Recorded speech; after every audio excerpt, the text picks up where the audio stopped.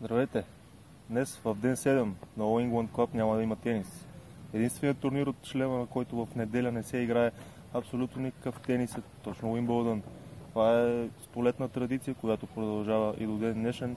Разбира се, както в предишно видео ви бях казал, има и такива случаи, в които все пак се играе, ако има забавяне на програмата заради дъждовете в Лондон, тъй като капризното време в Англия е добре известно на всички, но тази година всички мачове завършиха по програма и днес в неделя на All England Club се почива.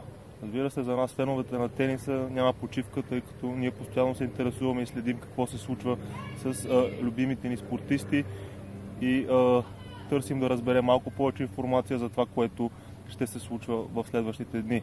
Разбира се, за нас, българските тенис фенове, най-голямото събитие е това, че Григор Димитров вчера успя да спечели безапелационно срещу Дудисела, след като спечели първите два сета с по 6-1 и в третия сет вече Дудисела се отказа поради контузия. Там той изигра 3-5 сетови матча преди да стигне до матча с Григор Димитров, а Григор беше много голям залък за него и буквално го разпредушини на корта. Затова и Григор Димитров се добра и до така мечтания осмина финал. Григор Димитров срещу Роджер Федерер. Какво по-голямо шоу от това за феновете на тениса. Григор срещу Роджер. Два едноръки бекхенда, два страхотни форхенда, двама екстраординарни играчи с по-различно мислене от това на другите. Двама, които обичат атаката и двама, които ще направят всичко възможно, за да спечелят и да се доберат до четвъртфиналите. Григор, защото той вече иска да се докаже като един от най-големите, а Федерер, защото се бори за своята 19-та титла от шлема и за 8-ма от Уимбълдън, най-успешната му настилка. До момента Григор Димитров и Роджер Федерер са изиграли 5 двубоя помежду си, като за съжаление българинът няма нито един успех срещу именитите си швейцарски опонент. Но дали пък не е дошло точно на Уимбълдън Григор Димитров за първи път да победи Федерер. До сега двамата нямат двубойна трева, тъй че не можем да сме сигурни какво да очакваме. Разбира се, Федерер е абсолютният фаворит с оглед играта си от началото на годината, неговата история на Уимбълдън, а и последната му титла, която завоюва на тревата в Хале, която бе негова 9-та от това състезание. Разбира се, Григор ще направи всичко възможно да успее. Той трябва вече да е паднала тази ментална бариера от това, че от големите очаквания. Той постигна задачата минимум на турнира, добра се до мача с Федерер, а също Федерер, както много добре знаете, който и да играе, почти винаги е аутсайдер. Разбира се, в много малко случаи е имало, когато Федерер не е бил тоталния фаворит за спечелването на някой двубой на Уимбълдън, но този път няма да има нищо различно. Федерер ще влезе в мача като абсолютния фаворит на централния корт. Двубоя ще бъде трети по програмата утре. Ще започне някъде между 18-19 часа българско време, според зависи това как завършат предишните двубой. Но не случайно този двубой е сложен като последен на централния корт. Това ще бъде най-интересният двубой за деня, това ще бъде шоуто, което всички очакват. Публиката ще бъде абсолютно настроена за Роджер Федерер. Разбира се, Григор Димитров има спомен как се побеждава точно тази публика срещу нейния любимец. На четвъртфиналите през 2014 година Григор Димитров буквално размаза Анди Мъри в четвъртфиналите с 3-0, който беше и тогава защитаващ шампион и беше фаворит за титлата.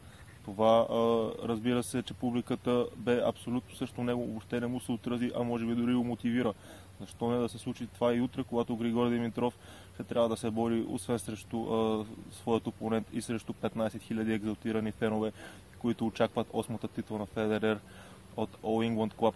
Но, какво да ви кажа, всичко се случва. Това все пак е тенис. Григор Димитров, ако излезне достатъчно психически освободен и се наслаждава на играта си, то със сигурност има своите шансове. Разбира се, Федерер, както вече казахме, ще е абсолютният фаворит. Напрежението ще би трябвало да е изцяло върху него, защото очакванията към него са много големи. Докато на Australian Open Федерер не беше считан сред фаворитите и тогава нямаше никакви очаквания. Той можеше да се наслаждава на своята игра.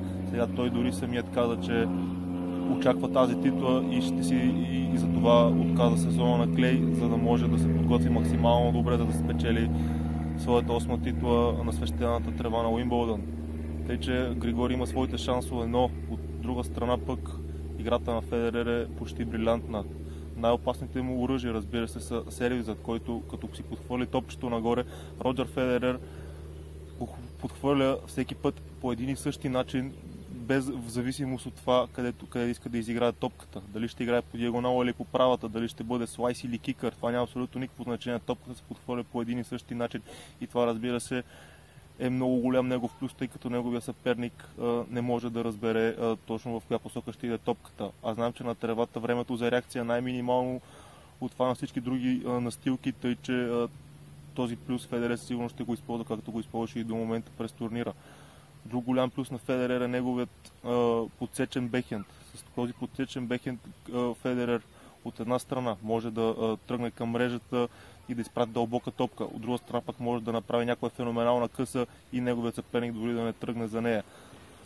А пък може просто да си направи защитен удар, като топчето ще кацне върху основната линия и ще му позволи след това, както му позволява в 90% почти от случаите след такъв удар, Федерер да избягва от своят бекхенд и да изиграе един форхенд по обратния диагонал или по правата, с което да си даде огромно предимство в разиграването. Това ще бъдат нещата, които Григорий Димитров, разбира се, ще трябва да се опита да неутрализира в играта на Федерер, но така звучи много лесно да го кажем, но това е изключително трудно и много малко са били тенисистите през годините, които са успявали да неутрализират точно тези големи оръжия на Федерер. Разбира се, подобреният бекхенд на Роджер, лифтираният му подобрен бекхенд на Роджер е много силно оръжие също и той може да буде уинъри почти от всяка позиция на корта от бекхенда си вече, тъй че и за това трябва много да внимава българинът. Разбира се, от своя страна Григорий Димитров ще трябва да се надява да изигра един много силен двубой, в който първото му подаване да намира полето в около 70% от случаите, да е много агресивен, да излиза на мрежата и да не позволява на Федерер да нализа в познатият си ритъм, тъй че освен, че трябва да неутрализира добре играта на Федерер, Григор трябва да мисли много и за своята и за това какво той трябва да прави на корта, за да си да дава шансовете да спечели. Но боят утре, все пак не трябва да го очакваме, ние ще го очакваме с голям интерес, но не трябва да имаме особено големи надежди. Разбира се, ние ще си подкрепяме нашия тенис, защото той си ни е единственият, който имаме на такова ниво в тениса, но дори да загуби не трябва да се започва отново с критиката срещу него, тъй като все пак не играе също кой да е, а също големият Роджер Федерер. Така, това беше от мен за днес. Благодаря ви, че ме гледахте. Дано ви е било полезно това, което ви казах. Да стискаме палци утре Григорий Димитров и Роджер Федерер да направят страхотен матч и защо не да помечтаем малко за един четвъртфинал на българинът в сряда на централния корт на All England Club в Лондон. Довиждане и до нови срещи. Чао, чао!